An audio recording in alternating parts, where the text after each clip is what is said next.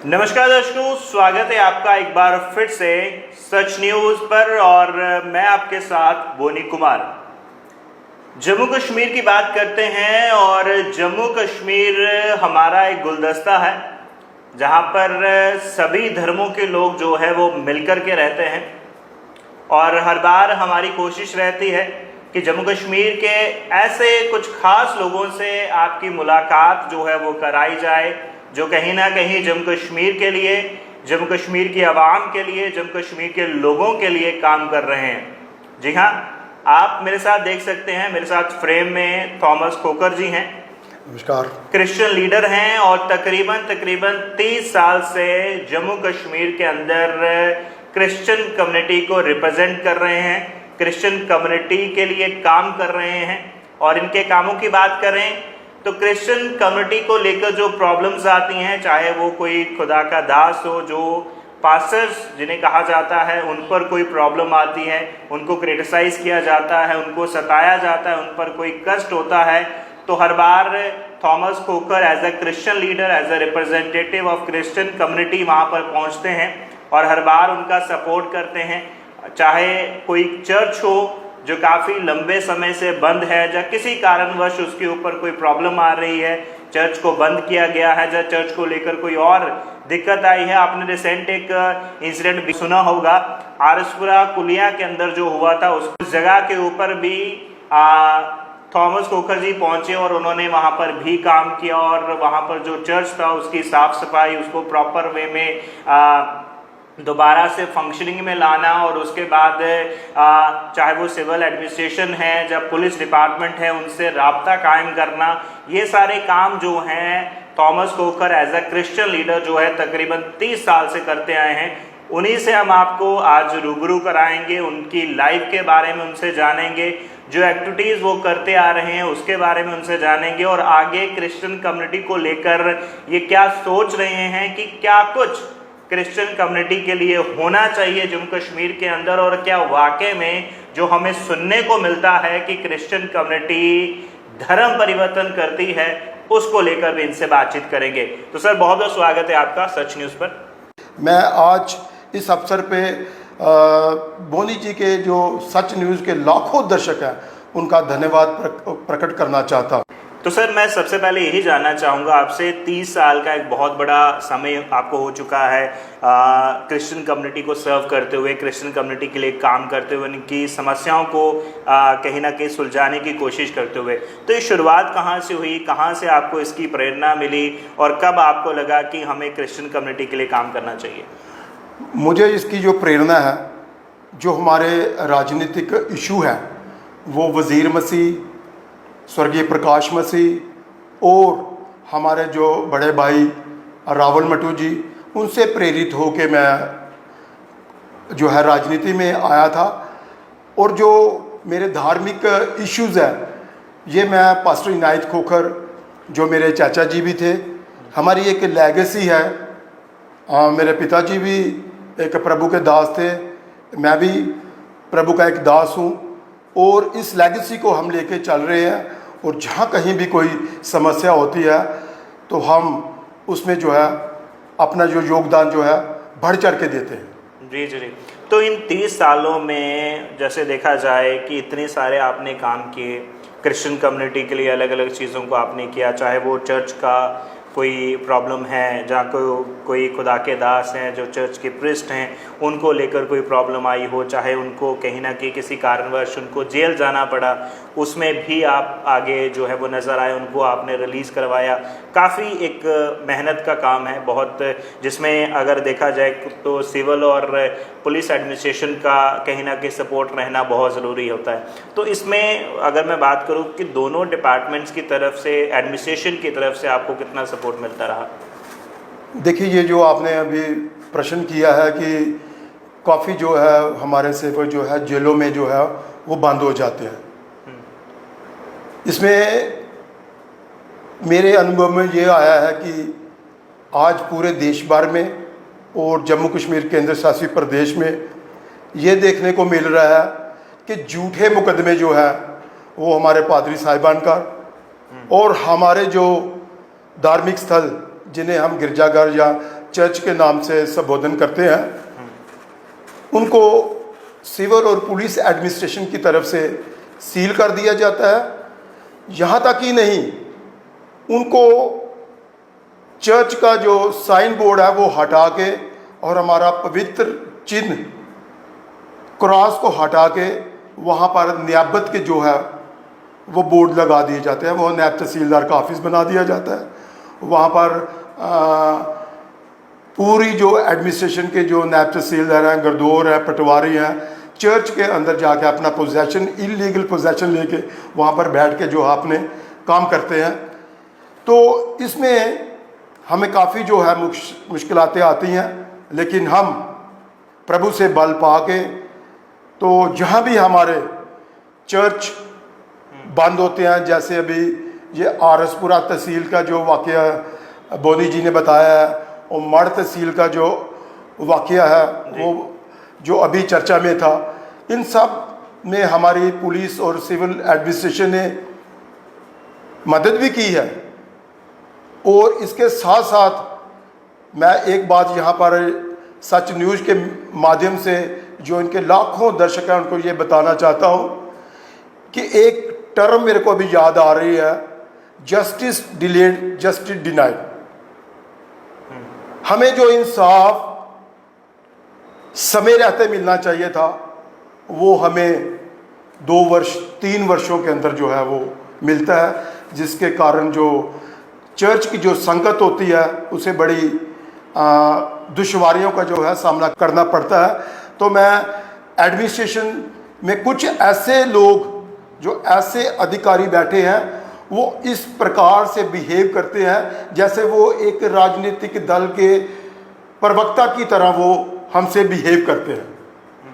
यानी कि कहीं ना कहीं आपका कहने का मतलब है पुलिस और सिविल एडमिनिस्ट्रेशन की तरफ से सपोर्ट तो मिलता है, लेकिन जिस लेवल का सपोर्ट मिलना चाहिए वो नहीं कहीं ना कहीं मिलता। और दूसरा, कहीं ना कहीं जजमेंट, जैसे आपने कहा कि न्याय अगर समय पे ना मिले तो उसका कोई फ़ायदा नहीं है। बिल्कुल सही बात है आपकी। इसी को लेकर मैं आपसे जानना चाहूँगा, देखिए अगर हम क्रिश्चियन समाज की बात करते हैं तो सबसे पहले आज के अगर दौर की बात करें तो सिर्फ एक ही सवाल सबसे पहले आता है, धर्म परिवर्तन, जिसको लेकर पूरे भारत में जो है वो क्रिश्चियन कम्युनिटी के ऊपर कहीं ना कहीं एलिगेशन लगाए जाते हैं कि क्रिश्चियंस जो हैं जबरन जो है धर्म परिवर्तन करते हैं, लोगों को कन्वर्ट कराते हैं। इसमें कितनी सच्चाई है? आपको 30 साल हो चुके हैं क्रिश्चियन कम्युनिटी को रिप्रेजेंट करते हुए जम्मू कश्मीर के अंदर, हालांकि जम्मू कश्मीर के बाहर भी कई सारे मुद्दे होते हैं, उसमें भी आप कहीं ना कहीं नज़र आते हैं। तो फिर क्या कारण है कि क्रिश्चियन कम्युनिटी के ऊपर ऐसे एलिगेशन लगाए जाते हैं? हालांकि कहीं ना कहीं एक डेटा ये भी सामने आया है कि पूरे वर्ल्ड में सबसे ज़्यादा ग्रोइंग अगर कोई रिलीजन है तो वो क्रिश्चियन कम्युनिटी है। देखिए, ये तो सरासर एक इल्ज़ाम है ईसाई समाज के ऊपर। ईसाई समाज जो है वो धर्म नहीं बदलता, वो मनुष्य के भीतर में मनुष्य को उसके हृदय परिवर्तन का काम जो है वो करते हैं। बाकी जो हमारा भारतीय संविधान है उसके जो अनुच्छेद 25 है उसको हम उसमें साफ देखते हैं कि ये हमें रिलीजियस फ्रीडम है कि हम किसी भी धर्म को जो अपना सकते हैं और उसका प्रचार प्रसार कर सकते हैं। इसकी एक ज़िंदा मिसाल जो अभी पिछले कुछ दिनों में जो केरला उच्च न्यायालय से जस्टिस DK सिंह ने अभी जो आदेश दिया है और अनुच्छेद 25 की उन्होंने गरिमा रखी है, मैं यहाँ सच न्यूज़ के माध्यम से उनको सल्यूट पेश करता हूँ कि उन्होंने अनुच्छेद 25 की गरिमा को जो है वो बनाए रखा है।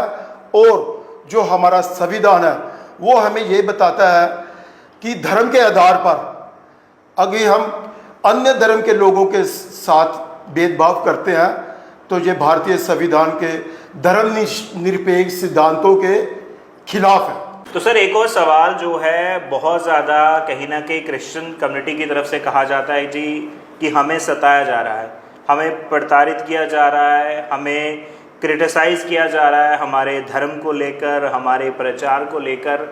आखिर ऐसा क्यों होता है? क्रिश्चियन कम्युनिटी आखिर ऐसा क्या कर रही है कि लोग उनको क्रिटिसाइज कर रहे हैं। और ये क्रिटिसिज्म है क्या, किस किस वे में क्रिश्चियन कम्युनिटी के साथ क्रिटिसिज्म हो रहा है, जहाँ क्रिश्चियन कम्युनिटी को सताया जा रहा है? एज ए क्रिश्चियन लीडर कैसे देखते हैं आप? तो क्रिटिसिज्म जो है वो इसलिए होता है क्योंकि एक तो सबसे पहले जम्मू कश्मीर केंद्र शासित प्रदेश के अंदर हम सबसे छोटी जो अल्पसंख्यक जो आबादी है वो ईसाइयों की है जी। हम आसानी से जो है वो बहुसंख्यक के निशाने के ऊपर आ जाते हैं, उनका टारगेट बन जाते हैं। तो वो हमारे जब कहीं भी हमारे धार्मिक समागम होते हैं, जहाँ हम अपने पोस्टर्स को कहीं दीवारों के ऊपर हमारे जो एवेंजलिस्ट है वो लगाने के लिए निकलते हैं, तो उनको जो फैनेटिक ग्रुप्स हैं वो उनको पकड़ लेते हैं, उनके साथ मारपीट करते हैं और उनको पुलिस के हवाले कर देते हैं। तो पुलिस भी उनको बचाने के बजाय या इन फैनेटिक ग्रुप्स को समझाने के बजाय वो इनके ऊपर एफआईआर करके आवारागर्दी का चार्ज लगा के इस्तगासा करके उनको जो है कंसर्न एसडीएम या तहसीलदार के हवाले जो है वो कर दिया जाता है। फिर दूसरे दिन हम जाके जो है हवालात से उनकी बेल करवा के हम उनको दूसरे तीसरे दिन में फिर वो लाते। ये क्रिटिसिज्म का हम यही कर सकते हैं कि जब तक देश के अंदर एक जो हमारा सांप्रदायिक सद्भावना और सांस्कृतिक भाईचारा है वो ना बना रहेगा, जिसके अंदर हम हिंदू मुस्लिम सिख ईसाई एक हम सबका एक दायित्व बनता है कि हम देश के अंदर और अपने केंद्र शासित प्रदेश के अंदर सौहार्द बनाए रखें। जी। तो मेरा ये सवाल था कि जैसे मैंने कहा कि जम्मू कश्मीर एक गुलदस्ता है, सभी धर्मों के लोग जो हैं बड़े प्यार से आपस में रहते हैं। कोई भी फेस्टिवल आए, अभी पीछे ईद गया, सभी धर्मों के लोग जो हैं बड़े चाव से उसको मनाते हैं, चाहे वो दिवाली आए, चाहे वो क्रिसमस आए, सभी लोग बड़े चाव से प्रेम से जो है वो सभी फेस्टिवल्स को जो है वो सेलिब्रेट करते हैं। तो फिर ये ऐसे कौन से लोग हैं जो पर्टिकुलर कम्युनिटी को टारगेट करते हैं, कम्युनिटी के ऊपर इस तरीके की चीज़ों को जो है वो किया जाता है? देखिए, ये मेरा जो अपना पर्सनल जो अनुभव है, मैं यही कहूँगा, समाज के हर वर्ग के अंदर जो फैनेटिक ग्रुप्स होते हैं जी, इनकी जो संख्या है दिन प्रतिदिन जो है बढ़ती जा रही है, जिसके कारण धार्मिक अत्याचार जो है वो बढ़ता जा रहा है। और दूसरी तरफ हम ये देखते हैं कि जो ईसाई समाज के जो लोग हैं वो एक बैनर के नीचे जो है वो संगठित नहीं होते। इसका एक कारण यही भी है। दूसरा कारण ये है कि जो मीडिया हाउसेस है, मीडिया हाउसेस के साथ आज जो लोग हैं वो कनेक्ट हैं। लोग जो है हमें सोशल मीडिया पे और डिजिटल मीडिया के ऊपर हमें देखते हैं और सुनते हैं। अगर मीडिया अपनी रिपोर्टिंग सही ढंग से करे, ना बल्कि अल्पसंख्यकों को डराने का और बहुसंख्यकों को भड़काने का काम बंद करेंगे, तो इस देश के अंदर जो है वो भाईचारा, मानवता, प्यार, मोहब्बत और शांति जो है वो कायम रहेगी। तो फिलहाल कई सारी समस्याएं हैं, तो आपको क्या लगता है, काफ़ी बड़ा तजुर्बा आप रखते हैं, क्या लगता है इन तमाम समस्याओं का, ये क्रिटिसिज्म का, चर्चों की समस्या का, पास्टर्स की समस्याओं का सॉल्यूशन क्या है? कैसे इसको जो है ओवरकम किया जा सकता है? कैसे इन समस्याओं का समाधान जो है वो किया जा सकता है? सबसे पहले तो ये जो हमारी चुनी हुई सरकारें हैं, अभी केंद्र में जो है भाजपा की सरकार है, जिसकी अगुवाई प्रधानमंत्री नरेंद्र भाई मोदी जी कर रहे हैं, और जम्मू कश्मीर केंद्र शासित प्रदेश जो है वो गृह मंत्रालय के अंतर्गत आता है, और जिनके रिप्रेजेंटेटिव यहाँ पर हमारे एलजी मनोज सिन्हा जी हैं। मैं उनको ये एक उनका स्लोगन जो है वो याद करवाना चाहता हूँ आज इस मंच से, कि वो प्रधानमंत्री जी हमेशा हर भाषण में बोलते हैं, सबका साथ सबका विकास। अगर हमें इसको धरातल पे उतारना है तो सबसे पहले हमें ये सुनिश्चित करना चाहिए, आपको अपनी एडमिनिस्ट्रेशन के ऊपर जो है बल देना चाहिए कि कोई भी जो है हमारे जितने भी ज़िले हैं जम्मू सूबे के अंदर, ख़ास तौर पे 4-5 ज़िले के अंदर ये जो परेशानी है हमें जो देखने को मिल रही है, वो कठुआ ज़िला है, सांबा ज़िला है, जम्मू ज़िला है और उधमपुरा ज़िला है। इसके अंदर जो सिविल और पुलिस एडमिनिस्ट्रेशन है, इनको जो है हमारे जो महामहिम हैं उनकी तरफ से एक निर्देश जाना चाहिए डिविजनल कमिश्नर के माध्यम से कि वो पहले इसको सुनिश्चित करें कि जो वाकई हो रहा है क्या ये असंवैधानिक है या संविधान के अंतर्गत आता है, तो उसके बाद जो है वो एफआईआर लगानी चाहिए। क्योंकि आज बहुत सारी एफआईआर जो है वो माननीय अदालतों में जाके दम तोड़ देती हैं। क्यों? क्योंकि उनका कोई आधार नहीं होता। वो झूठे मुकदमे जो है हमारे पास्टर साहिबान और प्रभु की दासियों के ऊपर और हमारी संगत के ऊपर जो है वो एफआईआर जो है लगाई जाती है, और हमारे चर्चों को जो है वो लॉक किया जाता है, सील किया जाता है। तो मैं आज सच न्यूज़ के माध्यम से यह सुनिश्चित करना चाहता हूं या सरकार से ये आश्वासन चाहता हूं कि सरकार जो जम्मू कश्मीर के ईसाई जो अल्पसंख्यक भी हैं उनको ये विश्वास दिलवाएं, और सरकार की तरफ से पूरा एक विश्वसनीयता जो है हमें होनी चाहिए कि हम जो हमारे मौलिक अधिकार जो हमें भारतीय संविधान द्वारा प्राप्त है हम उनके अंतर्गत जो है अपना जीवन है जहाँ पर व्यतीत कर सके, और हमारे जो जितने भी धार्मिक अधिकार हैं, चाहे हम अपने धर्म का प्रचार प्रसार करते हैं, हमारे जितने भी अनुष्ठान हैं, हमारे धार्मिक स्थल हैं, हमारे जितने भी हमारे शिक्षण संस्थान हैं, हमारे स्वास्थ्य की जो हम सेवा दे रहे हैं हॉस्पिटल के माध्यम से, उन सब की जो है सुरक्षा हम जो है हम अपने सरकार से और केंद्र शासित प्रदेश से इसकी जो है गुहार जो है या निवेदन जो है करना चाहते हैं। जी जी जी, क्रिश्चियन कम्युनिटी की हम बातचीत कर रहे हैं, तो क्रिश्चियन कम्युनिटी की बात करें, चाहे वो जम्मू कश्मीर की बात करूं, चाहे मैं ऑल ओवर वर्ल्ड या इंडिया की बात करूं, तो क्रिश्चियन कम्युनिटी एजुकेशन सेक्टर में सबसे आगे है, शिक्षा देने के माध्यम में सबसे ऊपर है। मेडिकल सर्विसेज की हम बात करें तो उसमें क्रिश्चियन कम्युनिटी सबसे बेस्ट जो है वो करती है। हॉस्पिटल्स आप देखिए सबसे अच्छे क्रिश्चियंस के हैं। अगर आप स्कूल्स की बात करें तो वो भी क्रिश्चियन कम्युनिटी के सबसे बेस्ट हैं, जहाँ पर लोग पढ़ते हैं, अच्छी एजुकेशन जो है वो हासिल करते हैं।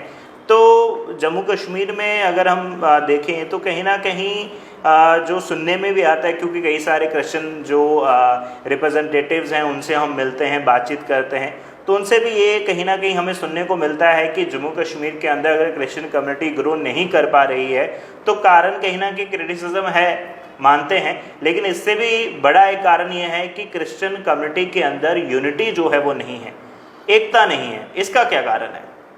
देखिए, अभी आपने हमारी जो सोशल सर्विसेज है उसके ऊपर बल दिया है। ये लेगेसी जो है हम संत मदर टेरेसा से हम प्रेरित होके हमारे जितने भी धार्मिक संस्थान हैं, चाहे वो रोमन कैथोलिक हैं जी, चाहे वो चर्च ऑफ नॉर्थ इंडिया है, हमारे पेंटिकॉस्टल ग्रुप्स हैं, जितने भी हमारे संस्थान हैं, वो इस कोशिश में है कि आज यहाँ बैठे मुझे एक और टर्म जो है भारत रत्न बाबा साहब B.R. अम्बेडकर जी की याद आ रही है कि उन्होंने कहा था कि जो भी समाज शिक्षित नहीं है या संघर्ष नहीं करता या संगठित नहीं है तो वो समाज तरक्की नहीं कर सकता। तो हमारे जो ईसाई समाज है वो आज पूरे भारतवर्ष के अंदर शिक्षा के अंदर दी बेस्ट अपनी परफॉर्मेंस जो है वो दे रहे हैं। बिल्कुल। और जो स्वास्थ्य सेवाएं हैं उनका कोई मुकाबला नहीं है। हमारी नन्स जो है मिशनरीज ऑफ चैरिटी के माध्यम से जो डेस्टिट्यूट लोग जो सड़कों पे ऊपर ऐसे ही उनके परिवार के लोगों ने उनको छोड़ दिया, उनको उठा के मिशनरीज ऑफ चैरिटी के अंदर उनको रख के उनकी सेवाएं कर रही हैं। ये काम हमें संत मदर टेरेसा के माध्यम से और प्रभु यीशु मसीह ने जो हमें पहाड़ी का उपदेश दिया है, हम उस पहाड़ी के उपदेश के अंतर्गत भी इस काम को जो है अंजाम दे रहे हैं। सर, एक और सवाल मेरे दिमाग में चल रहा है इस वक्त। हम देखते हैं जम्मू कश्मीर में कई सारी क्रिश्चियन कम्युनिटी को लेकर एसोसिएशन बने हुए हैं, ग्रुप्स बने हुए हैं, लेकिन जब ऐसी कोई समस्या आती है चर्च को लेकर, चर्च के जो पास्टर्स हैं या पादरी हम कहें उनको लेकर आती है, तो लोग उनकी तरफ रुख नहीं करते, उन एसोसिएशन की तरफ। आपको ही लोग क्यों याद करते हैं? देखिए, ये जो पास्टर्स कमेटी हैं या पास्टर्स एसोसिएशन है, ये तकरीबन वर्ष 2006 के बाद ये वजूद में आई हैं। लेकिन मैं 80 से मुझे याद आ रहा है कि पास्टर वीडी जॉन है कटरा में, 80s में जब फैनेटिक ग्रुप्स ने उनके ऊपर हमला किया था, तो मैं जम्मू से कटरा में उनको मिलने के लिए गया था, और वहाँ जाकर जो अपना मैंने रोल अदा करना था वो मैंने किया। और सबसे बड़ी बात यह है कि 60s की बात हम करते हैं, तो मेरे जो पिताजी थे वो retired chief medical officer Kathua retire हुए हैं, वो पास्टर भी थे, और उनके जो छोटे भाई रियल ब्रदर पास्टर इनायत खोखर, हम उनकी लेगेसी को लेके चल रहे हैं। पास्टर इनायत खोखर के बाद डॉक्टर गुलाम मसीह, फिर अब मैं थॉमस खोखर, हम उनकी लेगेसी को लेके आगे चल रहे हैं। और हमने किसी से कभी भी, कोई भी मुझे फ़ोन करता है, मेरे घर आने की भी ज़रूरत नहीं है, मुझे रात को 12 बजे भी कोई फ़ोन करे, एक बार मुझे याद आ रहा है, हमारी एक प्रभु की दासी, हमारी बेटी ही समझ लो, अभी उसकी शादी ये डोगरा हाल में हुई है सैमुअल नाम के लड़के के साथ। वो प्रभु की दासी का नाम जो है वो नरगिस है। वो अपोस्टल अंकुर यूसुफ नूरुल्लाह जी के कोई धार्मिक समागम के जो पोस्टर्स वगैरह थे, वो समागम के जो पोस्टर्स या उनके जो ट्रैक्ट्स थे वो बांट रही थी जी। तो लोगों ने विरोध करके उसको विजयपुर थाने में जो है वो पुलिस के हवाले कर दिया, जबकि ये हमारा कि संवैधानिक हक है कि हमें अनुच्छेद जो 25 इसका हमें पूरा अधिकार देता है कि हम अपने धर्म का प्रचार प्रसार कर सकते हैं। लेकिन आपको मैंने पहले बोला कि फैनेटिक ग्रुप्स की जो संख्या है वो दिन प्रतिदिन जो है वो बढ़ती जा रही। उन्होंने विजयपुर थाने में उसको, लड़की को जो है वो कुंवारी लड़की थी, जवान लड़की थी, हमारी बेटी है, प्रभु की दासी है, तो उसको अरेस्ट करवा दिया। तो जब मुझे रात को फ़ोन आया कोई 11 बजे के करीब, तब मैं खाना खा रहा था। खाना खाने के पश्चात मैंने अपनी धर्मपत्नी को बताया कि ऐसे ऐसे बात है कि फ़ोन आया है मेरे को डंसाल से कि प्रभु की एक दासी है, वो कुंवारी है, तो वो विजयपुर थाने के अंदर जो है वो अरेस्ट है जी। तो मेरी धर्मपत्नी जो मेरी शरीक हयात भी है, तो वो मेरे को बोलने लगी कि आप अभी खाना जल्दी खाओ और गाड़ी लो और फटाफट आप ना विजयपुर जाओ। मैंने खाने को जितना खा सका खाया, बाकी छोड़ा और अपनी गाड़ी निकाले और विजयपुर थाने की तरफ मैंने प्रस्थान कर दिया। तो मैं रात को विजयपुर थाने में 12 बजे पहुंचा, तो जाके वहाँ पर मुंशी और वहाँ डीएसपी साहब भी थे, तो वहाँ पर उनके साथ बातचीत की। तो बातचीत करने के पश्चात मैंने मुचलके दिए, ज़मानत दी और 2 विटनेस भी दिए। तो फिर मैं प्रभु की दासी को, जो हमारी बेटी है, उसको वहाँ से मैं बाइज़्ज़त उसको उसके घर तक, डोलिया में वो रहती थी, तो डोलिया में उसको छोड़ा। तो अभी तो उस प्रभु की दासी की जो शादी है वो डोगरा हाल में हुई है। तो ये बड़ा एक मैं कोई अपनी प्रशंसा नहीं कर ये, लेकिन मैं बता रहा हूँ कि सिर्फ फ़ोन आया था, मेरे पास आने की ज़रूरत भी नहीं। आप मुझे फ़ोन ही करेंगे तो मैं, जो हमारी एक लेगेसी है सेवा की, हम तत्पर हैं, हम विश्वास दिलवाते हैं जहाँ कहीं भी कोई समस्या होगी, चाहे वो धार्मिक हो, चाहे वो राजनीतिक हो, चाहे वो सामाजिक हो जी, हम उसके लिए जो है 24/7 जो है हम जो है उसके लिए हाजिर हैं। जी जी, आपने सेवा की बात की और जहाँ तक मेरी जानकारी है एज अ कार सेवक भी आपने काफ़ी समय जो है वो काम किया। मैं चाहूँगा उसके बारे में बताइए, कार सेवक होता क्या है, क्या उसमें काम रहता है, उसके बारे में हमारी यूथ जनरेशन जो आपको देख रही है उसके बारे में आप उनको बताइए। देखिए, जो बड़े अफसोस के साथ कहना पड़ता है, जो आज का यूथ है वो अपनी जो रूट्स है ना वो रूट से जो है वो भड़क गया है। वो भटक के नशे की तरफ और मॉडर्नाइजेशन की तरफ चला गया, वो मॉडर्न हो गया। असल जो हमारी रूट्स है वो हमारा अकीदा है। अगर हम अपने अकीदे के साथ बने रहेंगे तो हम हर फील्ड में जो है हम ब्लेसिंग जो है ईश्वर से, यहाँ परमेश्वर से हम ले सकते हैं। जी, तो क्या वो सेवा थी और कैसे करते हैं सेवा? ये जो सेवा है, ये हम दिल से, जो कार सेवक होता है वो अपने पूरे अर्पण करता है, अपने आप को पूरा होता है, एक समर्पण होता है प्रभु के प्रति। फिर वो जाके मंदिर, मस्जिद, चर्च, गुरुद्वारे के अंदर वो जाए, वो अपनी कार सेवक की जो सेवा है वो देता है। मैं यहीं तक नहीं, मैंने कई चर्चों का जो है एज ए कॉन्ट्रैक्टर भी जो है निर्माण करवाया है, और कई चर्चों को जो सील हो चुके थे या बंद हो चुके थे पुलिस और सिविल एडमिनिस्ट्रेशन के द्वारा, उनको खुलवाया भी है। और कई प्रभु की दासियां और दासियों को जो जेलों में बंद थे उनको जुमानत पे मुचल के दे के, तो उनको बाइज्जत जो है उनको उनके घरों तक जो है पहुंचाया है।